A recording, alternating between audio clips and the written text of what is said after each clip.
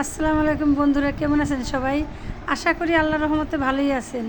আজকে আমি নিয়ে এসেছি আপনাদের মাঝে গজার রেসিপি। এই রেসিপিটি বানাতে প্রথমে আমি নিয়ে নিয়েছি প্যাকেটের 4 কাপ সাদা আটা, হাফ চামচ লবণ, 1 চামচ চিনি, 2 চামচ রান্নার তেল। এই শুকনো উপকরণগুলো ভালোভাবে মেখে নেব। যখন এটা মাখানো হয়ে যাবে তখন একটু আটার মিশ্রণ হাতে নিয়ে মুঠ পাকিয়ে দেখবেন।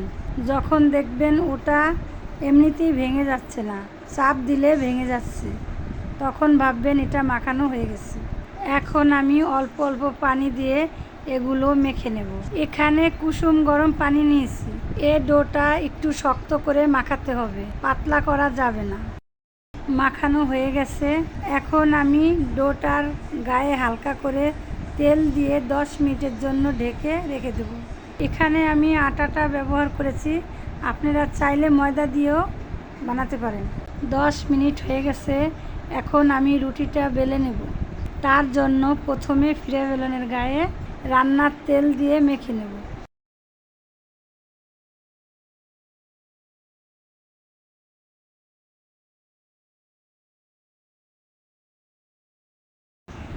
রুটিটাকে বেশি পাতলাও করা যাবে না, বেশি মোটা করাও যাবে না।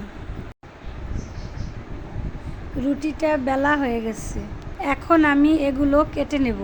আপনারা চাইলে ছুরি দিয়েও কেটে নিতে পারেন।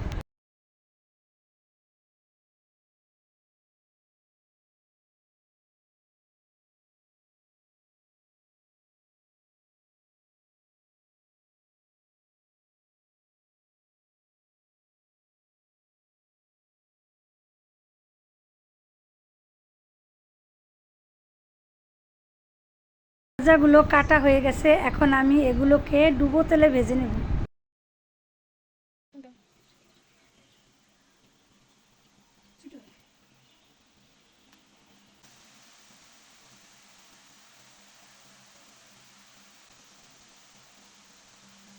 এটাকে কম বেশি সবাই খেতে পছন্দ করে।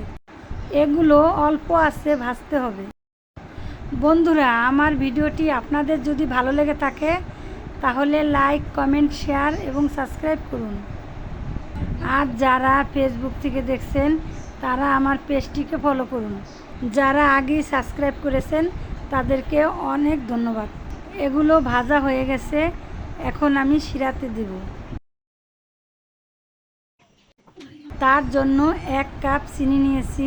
আপনারা যদি বেশি মিষ্টি খান তাহলে চিনিটা বাড়িয়ে কমিয়ে দিতে পারেন। আমি চিনিটা কম দিয়েছি কারণ আমরা মিষ্টি কম খাই।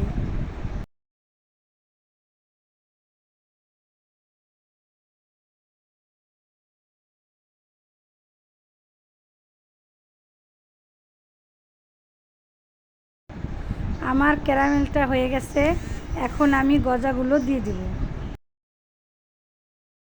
এগুলো ঝাঁকিয়ে ঝাঁকিয়ে মিশিয়ে নেব। দেখতেই পাচ্ছেন গজাগুলো কত সুন্দর হয়েছে। আপনারা চাইলে আরও হালকা ভেজে নিতে পারেন।